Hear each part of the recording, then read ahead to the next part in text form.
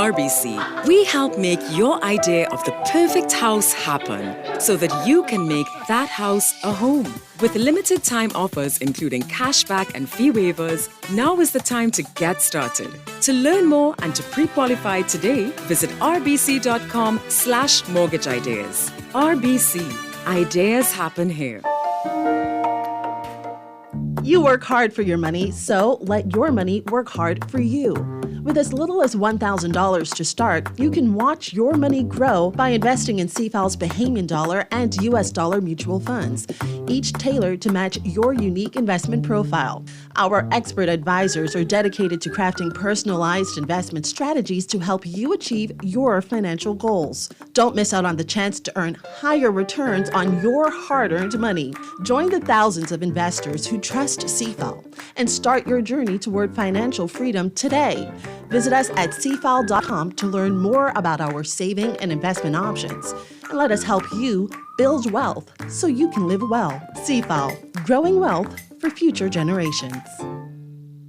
This is Greene Radio, your station for up-to-the-minute news and intelligent, interactive, and engaging conversations. 96.9 FM. The views and opinions of the hosts and guests are their own and do not necessarily reflect the views of the management and staff of Guardian Radio.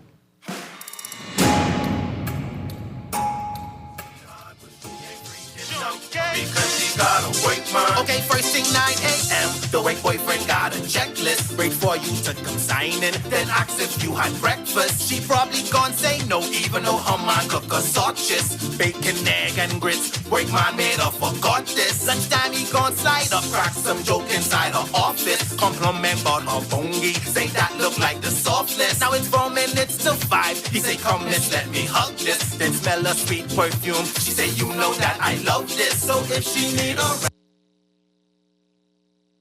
Good morning this morning and welcome back to Guardian Radio 96.9 FM, your station for fresh news, smart talk all day. I want to start the show by saying congratulations to all of the artists that won awards at this year's Elevation Awards. That song you heard just now, Work Boyfriend by Johnny Cake, won the Traditional Song of the Year Award, as well as the Song of the Year Award.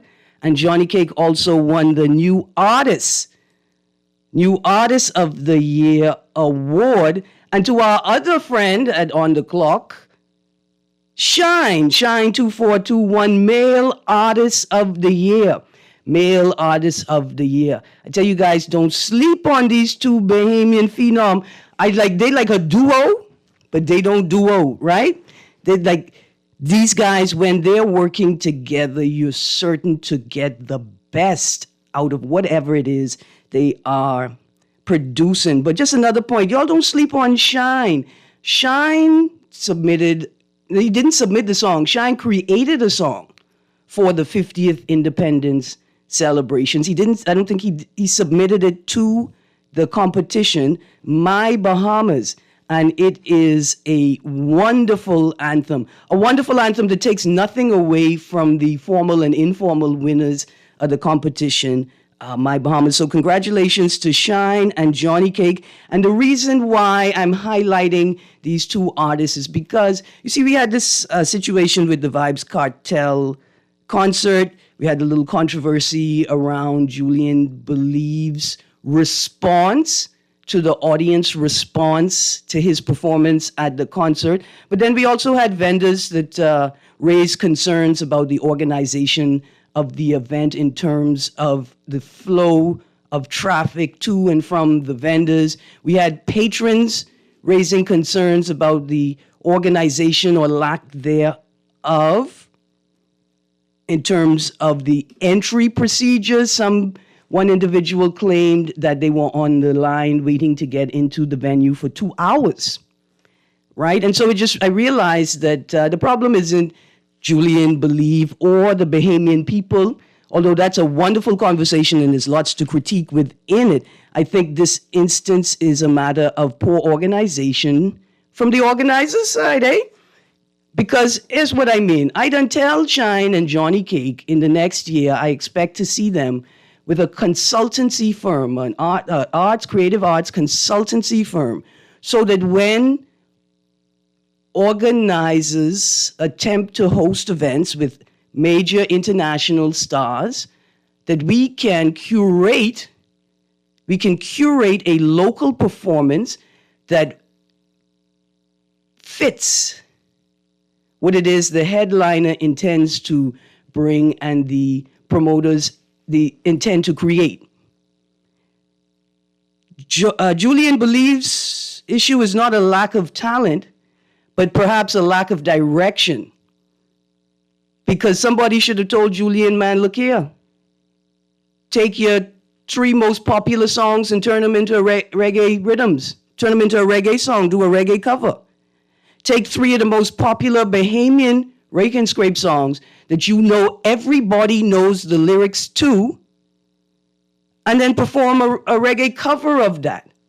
And that's how you create or become a part of the ambiance that those are trying to create. Anyway, y'all keep your eyes on Shine and Johnny Cake. These 2 guys are doing big things in Bahamian music. I also want to take a moment to say congratulations to the Agri Expo team for hosting a massive event this weekend. The Agri Business Expo returned this past weekend with the theme Food Security is Our Priority. Over 80 food and artisan vendors, exhibits from local farms, fisheries, agribusinesses. They had live demonstrations on modern farming techniques, aquaponics, and sustainable fishing practices.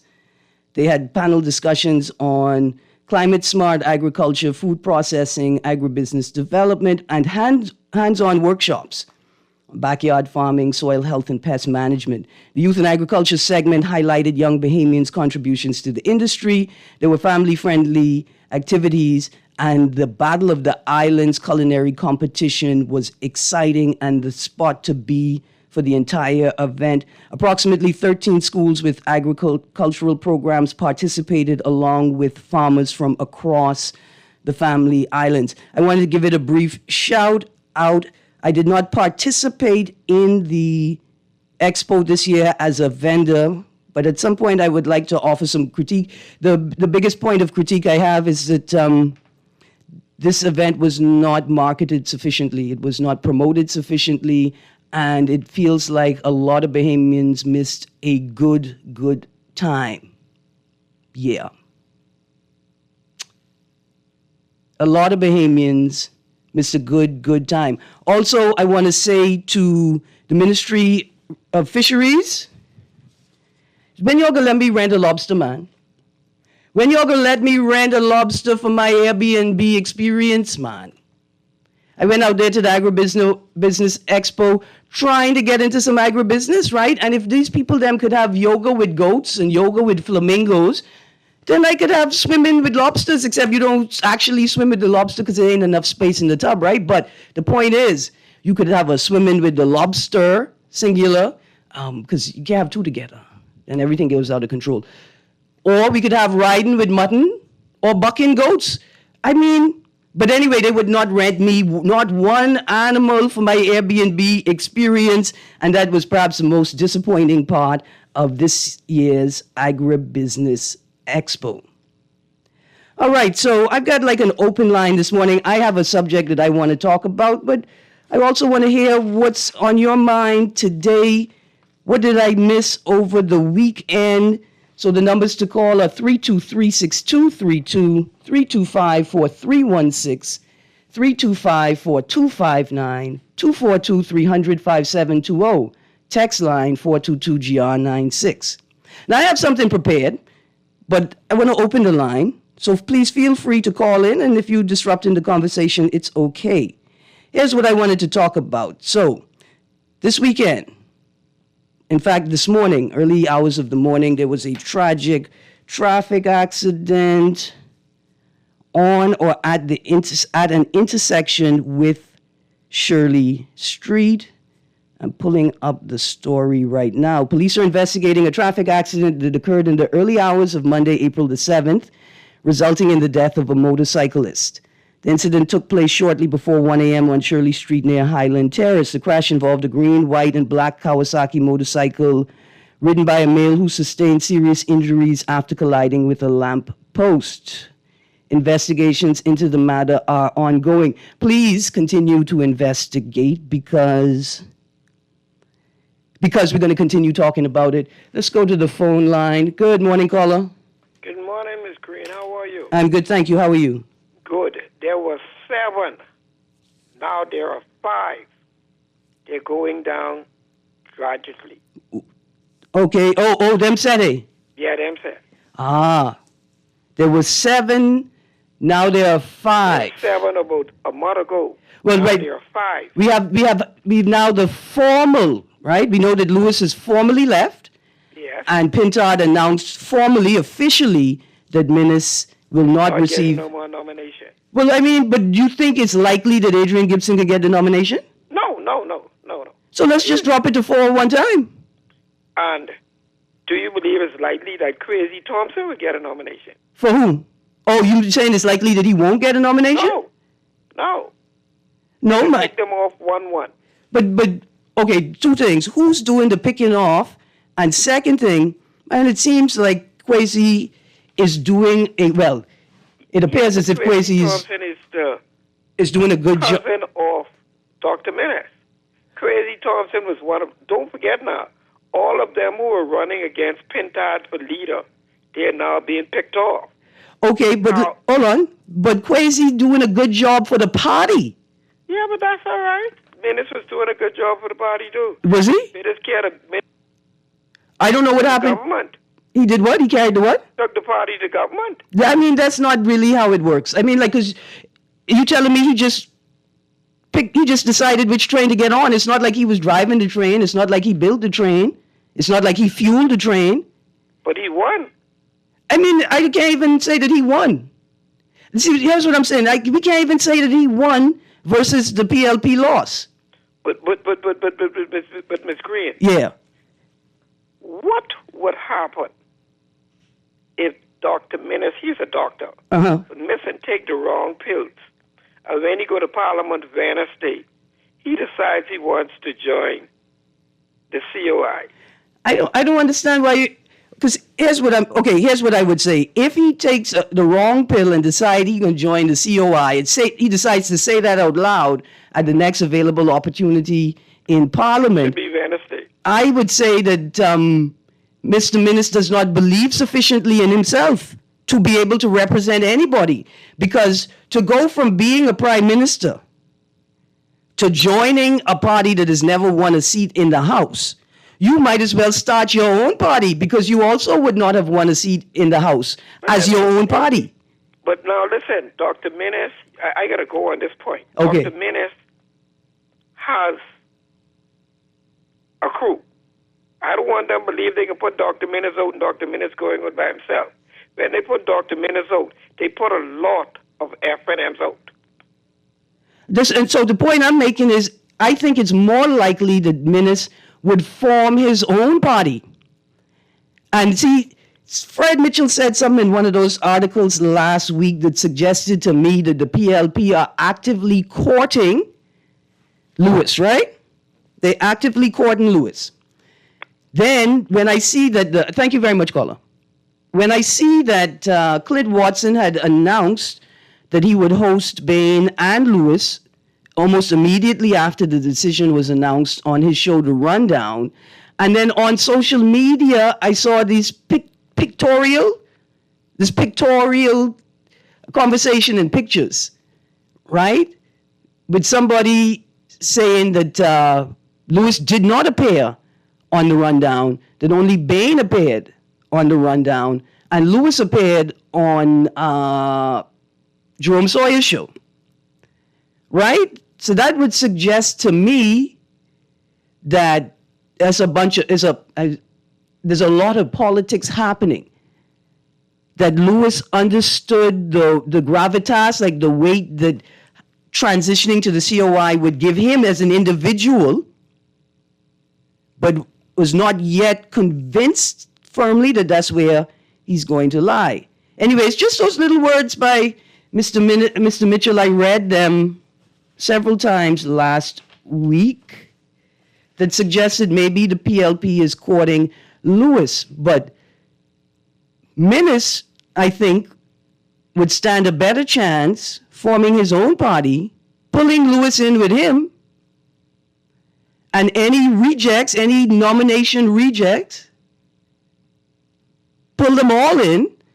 Any PLP nomination rejects, pull them in as well.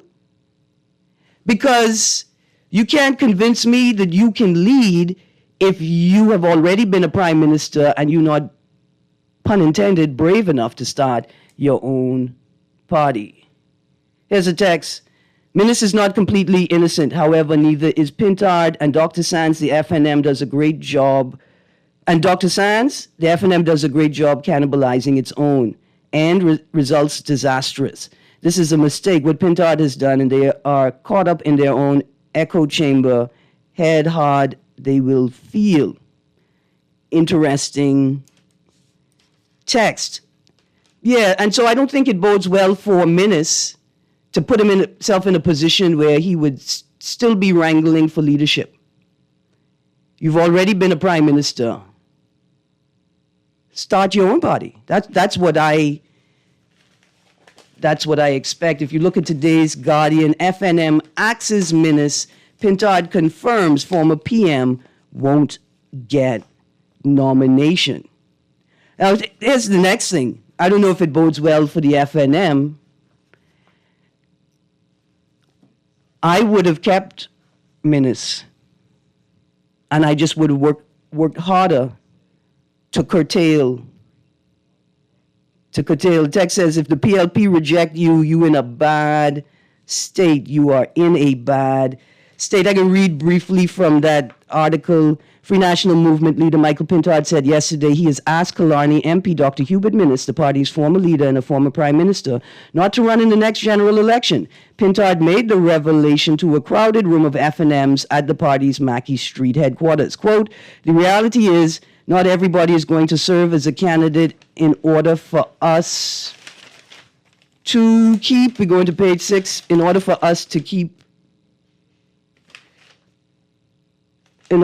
demonstrate that we value them, said Pintard, who was surrounded by Deputy Leader Shannon Dorr Cartwright, FNM Chairman Dr. Dwayne Sands, and Secretary General Serpent Roll. So to the caller, is that what sort of prodded your thinking, that on the most important stage of the year for the FNM, Kwesi Thompson wasn't up there?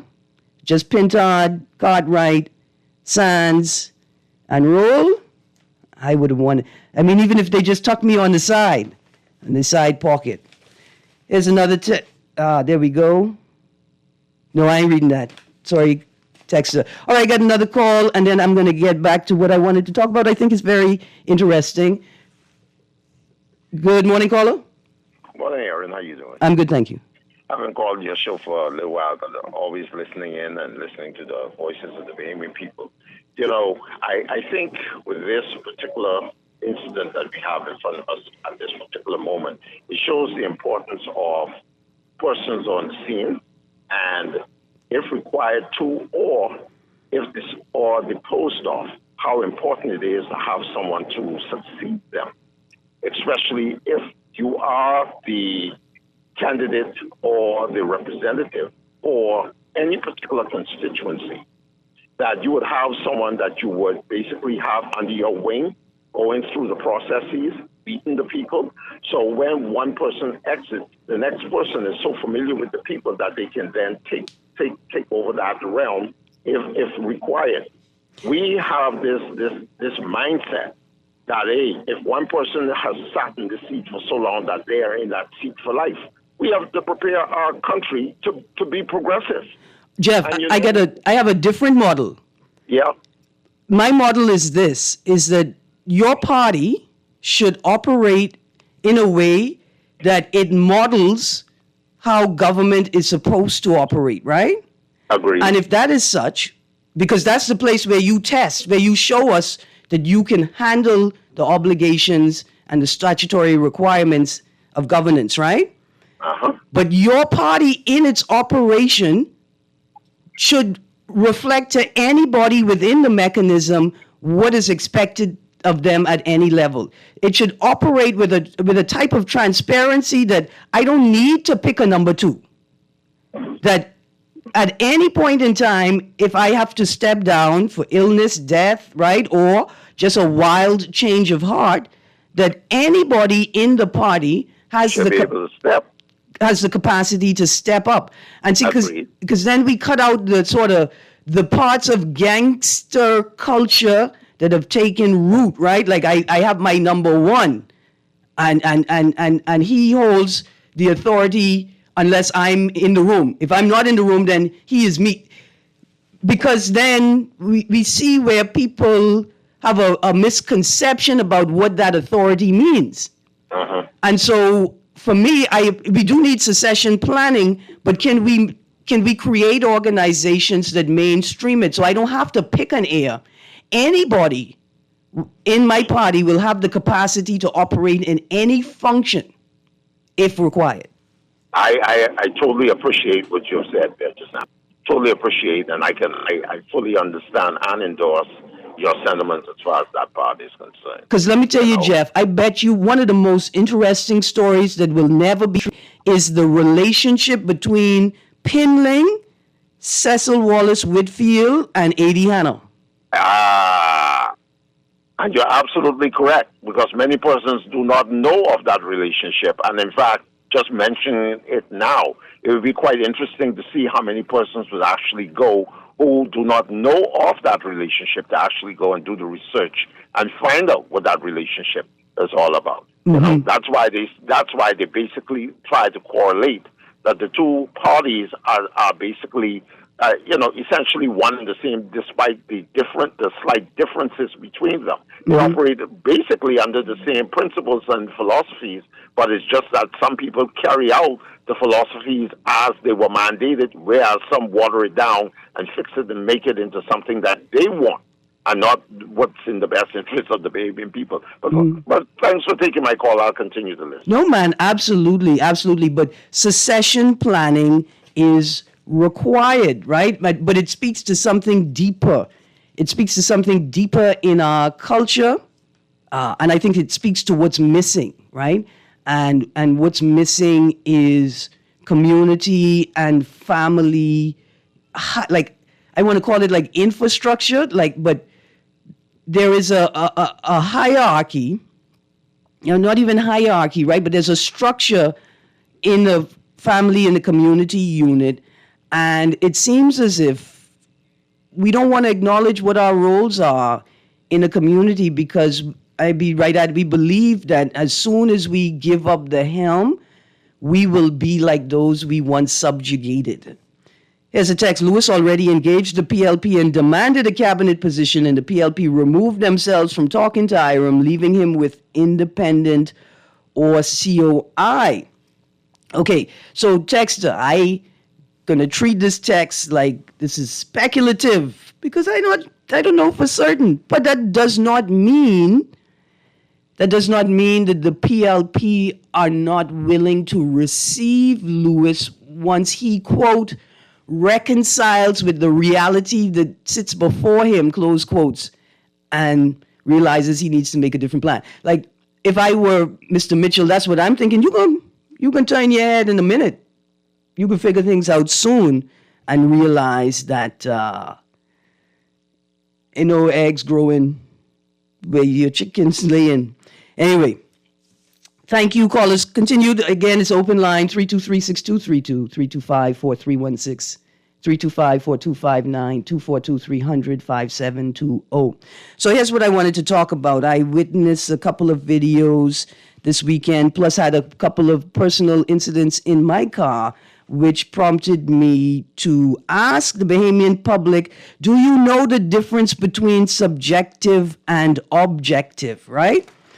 And then I looked at today's paper, Tribune. I see you call, I come in right now. Police still investigating cruise guests' rape claim. And I realized traffic is not the only space where we don't know the difference between subjective and objective. Let's go to the phone line, though, because, again, it's an open line. Good morning, caller. Good morning, caller.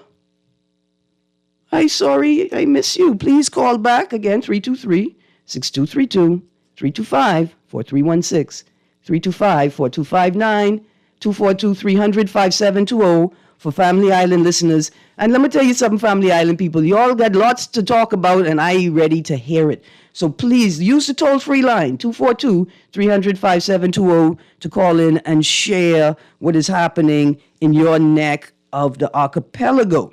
All right, so subjective and objective tests. Subjective refers to something based on personal opinions, feelings, or perspectives, while objective refers to something based on facts and verifiable evidence independent of personal interpretation. And I realized, stop. We have a problem with the word stop. As the descendants of enslaved Africans, I understand. I want to put it right out there. As a descendant of enslaved Africans, I understand why we would have issues with the word stop.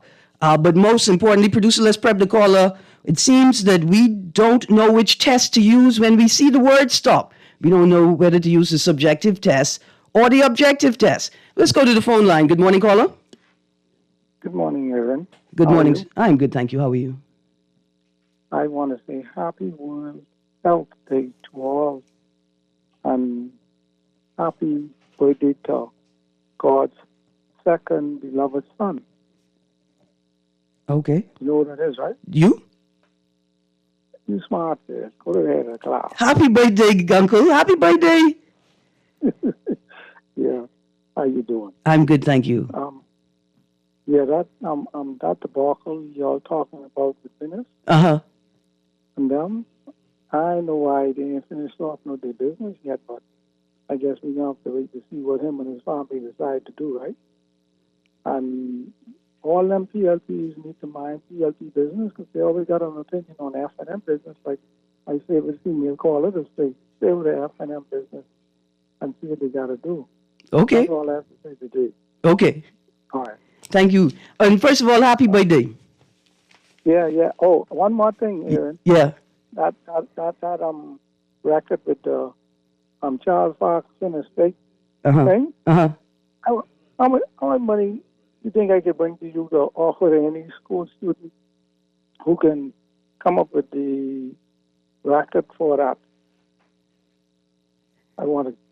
I'm going to get back to you. I'm going to talk to somebody about what would be a reasonable, like, what the... I'd like to drop off $50 there for any student who could come up with the record.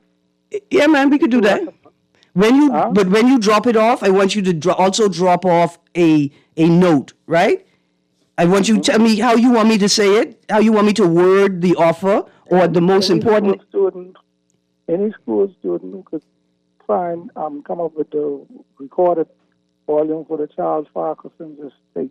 Okay. His will. Okay, we could do that. Thank you very much. Thank you very much. Okay. Subjective versus objective. See, when you're in your car and you come to a stop sign, it is an objective test, right? Like there's no feelings involved.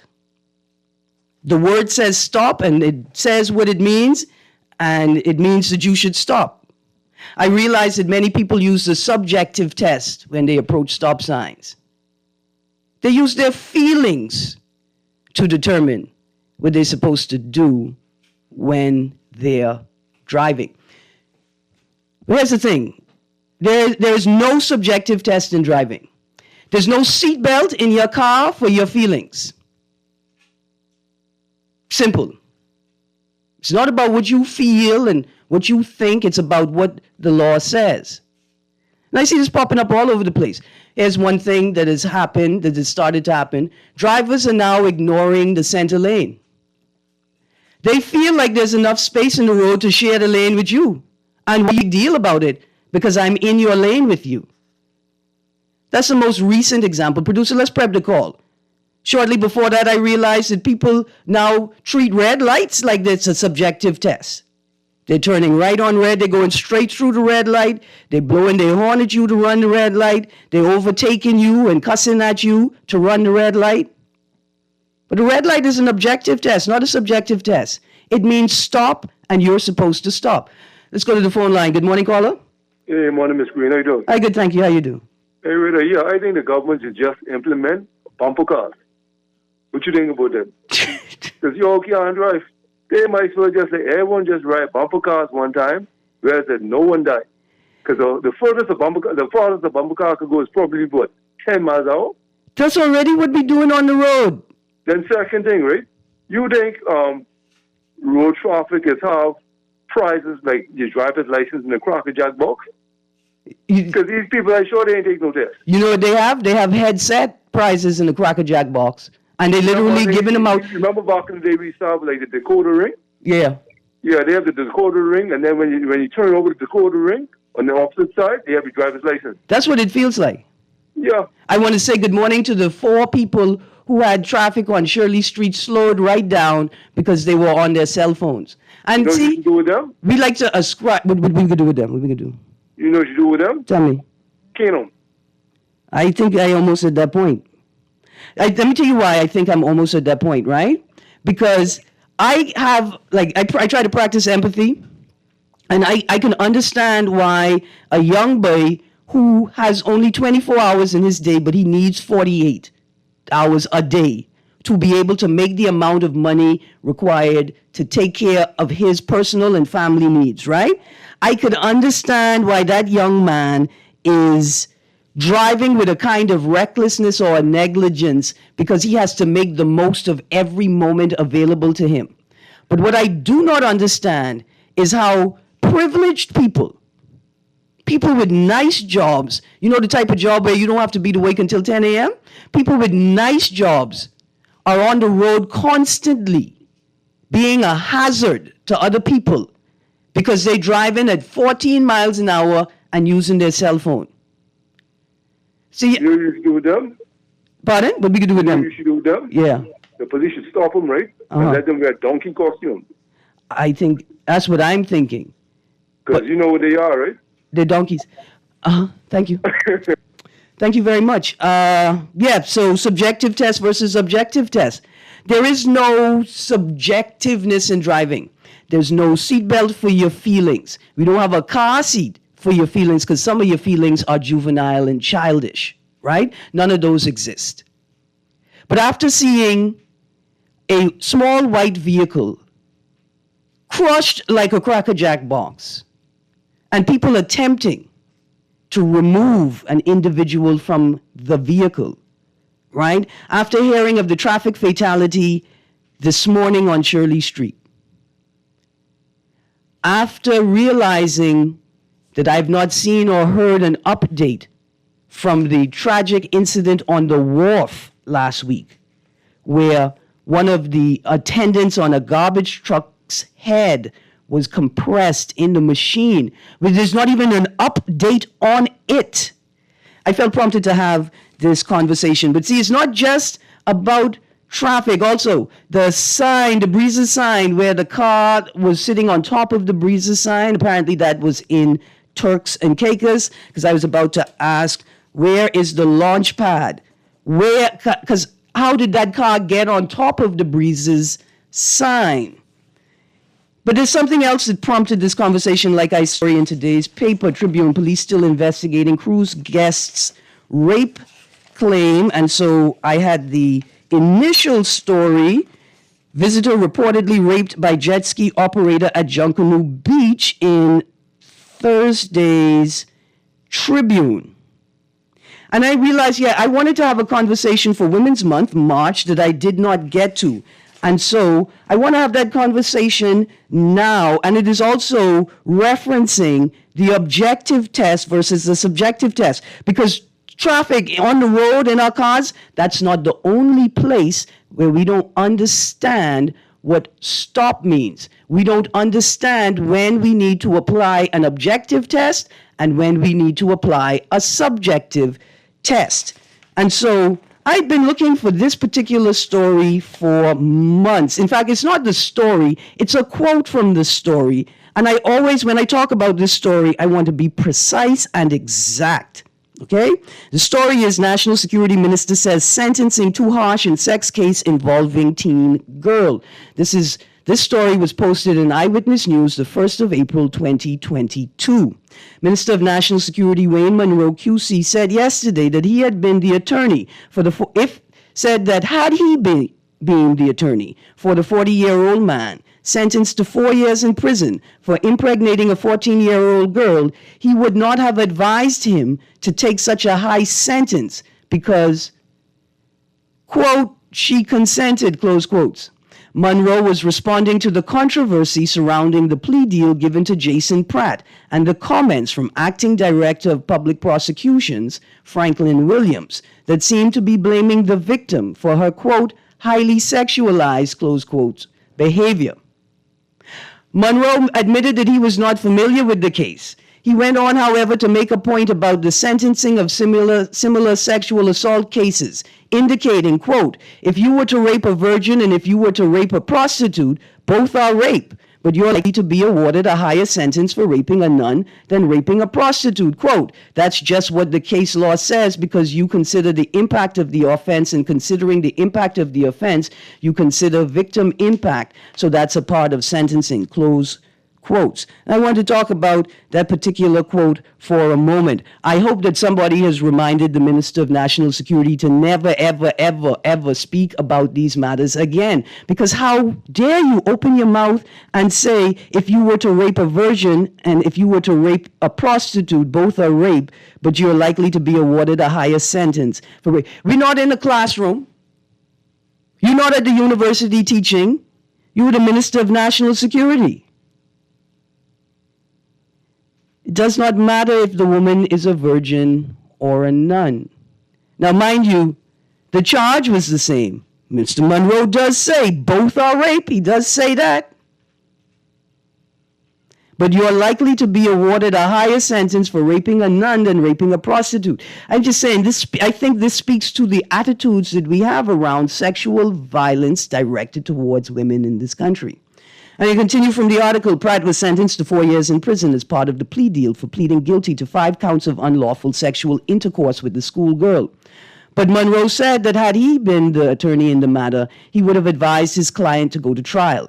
Quote, if I were advising the accused and someone gets 7 years for raping somebody, I wouldn't be advising my client to agree to 4 years for unlawful intercourse, because I would say that if we go to court, you would say to the judge, he didn't rape her, she consented.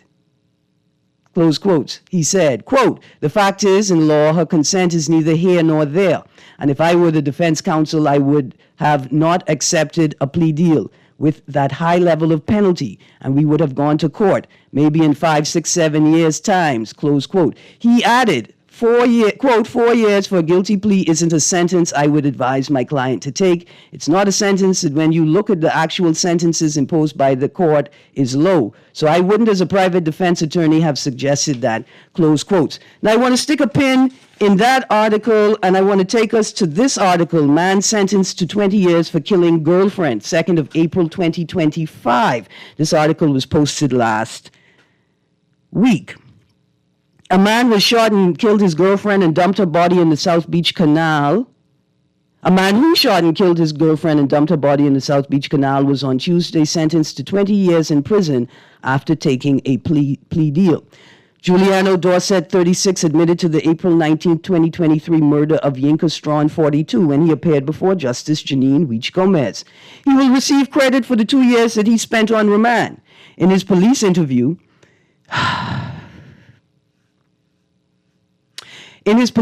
Dorset claimed that he picked up Strawn on the night in question. During the drive, they allegedly had a row about her cheating. Dorset alleged that Strawn was accidentally shot in the stomach when he reached for his gun that was on her lap. He claimed that Strawn told him not to take her to the hospital because she didn't want him to get arrested. Let me repeat that sentence. He claimed that Strawn told him not to take her to the hospital because she didn't want him to get arrested. Rather than seeking professional help, Dorset went by a friend and got some peroxide and bandages from a friend's home to treat her himself. However, Strawn's condition deteriorated, and Dorset said that he shot her in the head to end her suffering. He later discarded her body in the canal. She was found the following day by men swimming in the area. Weech Gomez commended Dorset for pleading guilty and wished him good luck in the future. I read that sentence, and I hope the producer's paying attention because he may need to stop me from reading it 17 times. Weech Gomez commended Dorset for pleading guilty and wished him good luck in the future. The judge said, quote, "Only God could forgive you, but our God is a forgiving God. 20 years may seem like a lifetime, but trust me, 20 years will go by very quickly. So I wish you well in the future." Full stop, close quotes. What is a...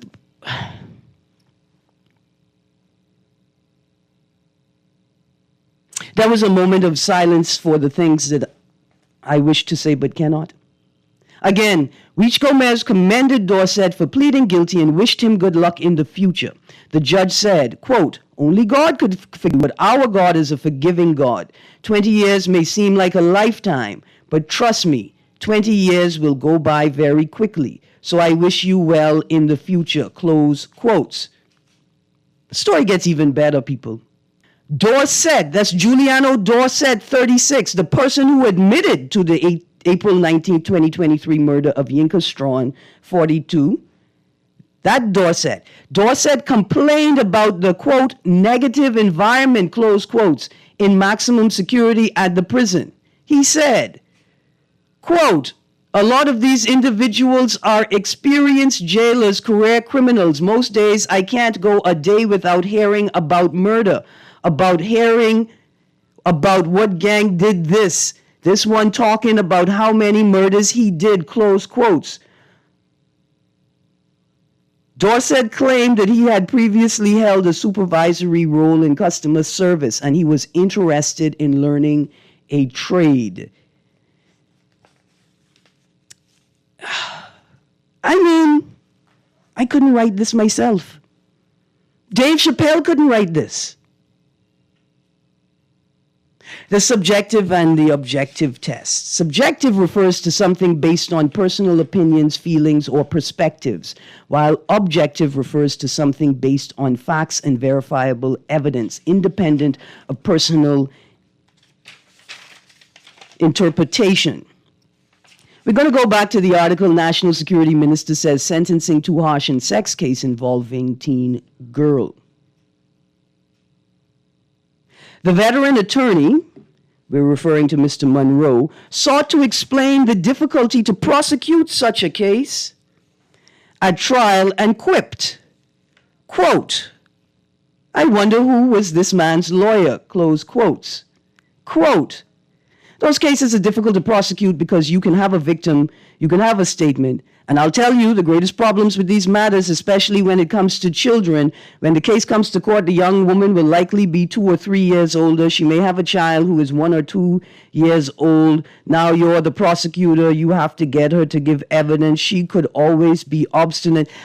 Is this from a script from that show, How to Get Away? No, that's a totally different show. That's my bad. Let's continue in the article to the sub-headline in the article, "It's Not Rape." Again, we're reading from the article. National Security Minister says sentencing too harsh in sex case involving teen girl. Eyewitness News, 1st of April 2022. It's not rape. Monroe insisted that he did not understand the controversy over the issue because having sex with someone under the age of consent, quote, is, except we used to have this offense called statutory rape. In common law jurisdictions, statutory rape is non-forcible sexual activity in which one of the individuals is below the age of consent, the age required to legally consent to the behavior.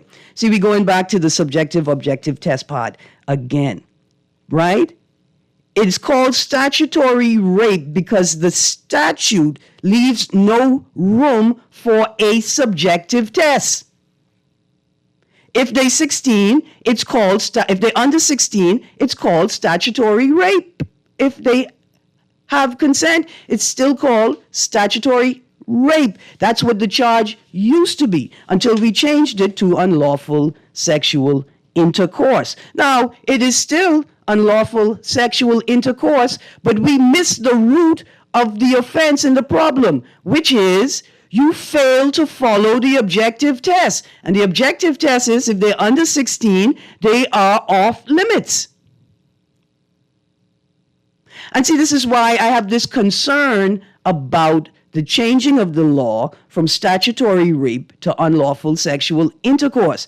Because statutory rape shows you clearly that it's an objective test. If the person is under 16, it does not matter what they say. It does not matter how old they look. It does not matter how many adult words they use or how much money they have on them every time you see them.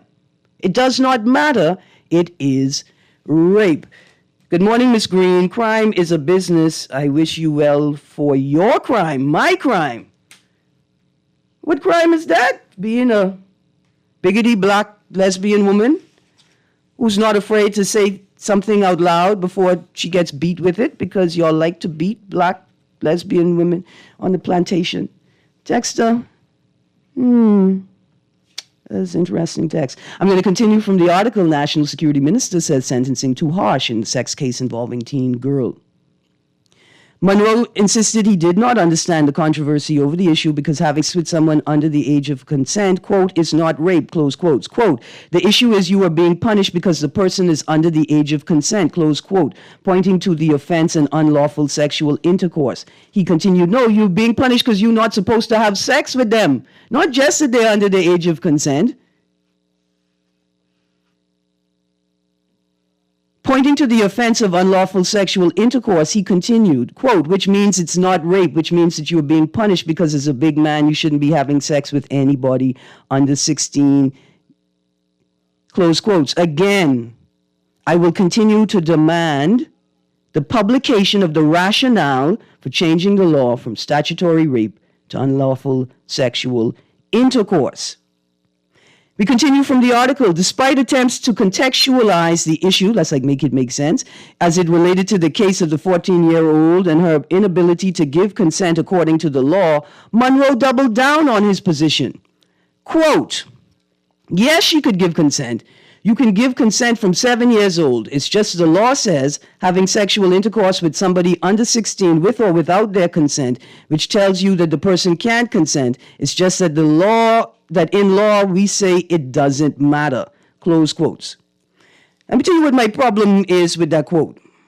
See, I know that 14 and 15-year-olds are sexual beings. They've passed puberty, right? They are sexual beings. We could have a conversation about the scope in which teens or the capacity they have for the expression of their sexuality. We could have a different conversation about that, right? But can a 7-year-old consent? Does a 7-year-old know enough about the world, their body, about sexual intercourse itself?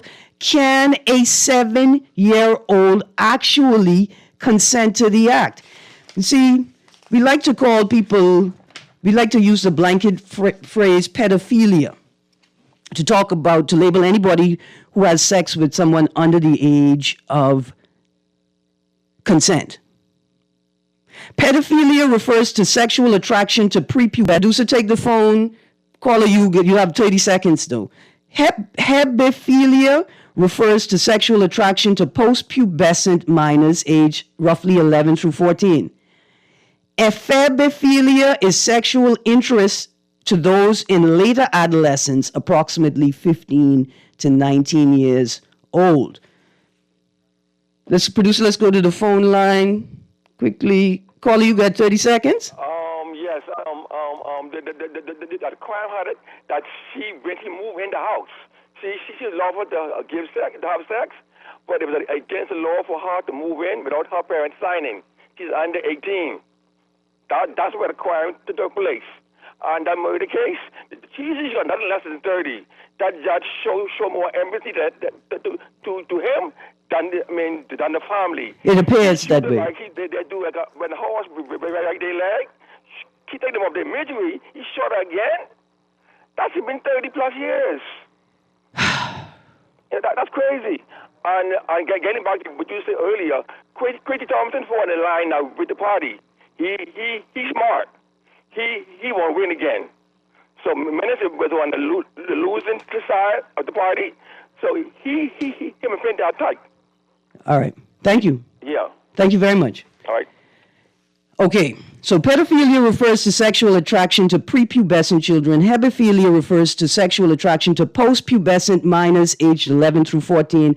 And ephebophilia is sexual interest to those in later adolescence. I want to go to the Sexual Offenses and Domestic Violence Act quickly. Number 10, Section 10 or Article 10, any person who has unlawful sexual intercourse with any person under 14 years of age, whether with or without the consent of the person, is guilty of an offense and liable to imprisonment for life, subject to, on a first conviction for the offense, a term of imprisonment of 7 years, and in the case of a second or subsequent conviction for the offense, a term of 14 years. So, Article 11 speaks to unlawful sexual intercourse with any person being of or above 14 years of age and under 16 years of age. So our own law makes a distinction, right? There's a separate offense. There's one offense for having unlawful sexual intercourse with a person who is 14 to 15. And the penalty for that is first conviction up to 7 years, and in the case of a second or subsequent conviction up to 14 years. Any person who has unlawful sexual intercourse with any person under 14 years of age, right? We make a distinction.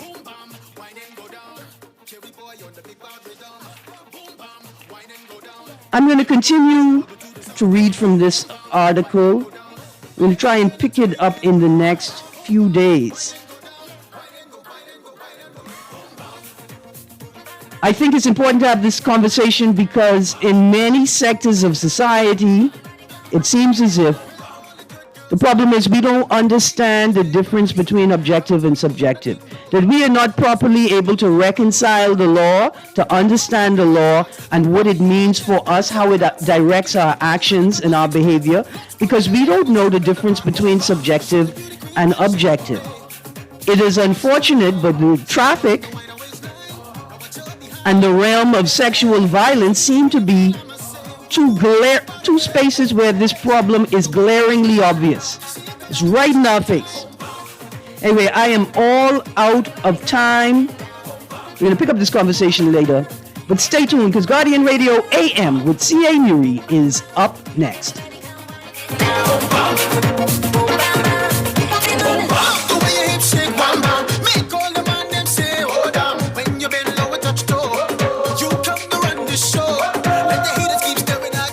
Spring is in the air, and so are the rewards. The Water and Sewage Corporation wants to thank you for staying on top of your bills. When you pay your bill in full, you'll be entered for a chance to win one of 3 Easter baskets filled with exciting surprises. Pay in full before your due date. Complete the entry form, and you'll be entered to win. Visit our social media pages for details. Hop to it and win with the Water and Sewage Corporation. Hurry, offer ends April 17th. This is Guardian Radio 96.9 FM, streaming on GuardianTalkRadio.com and the Guardian Radio app, Nassau, Bahamas.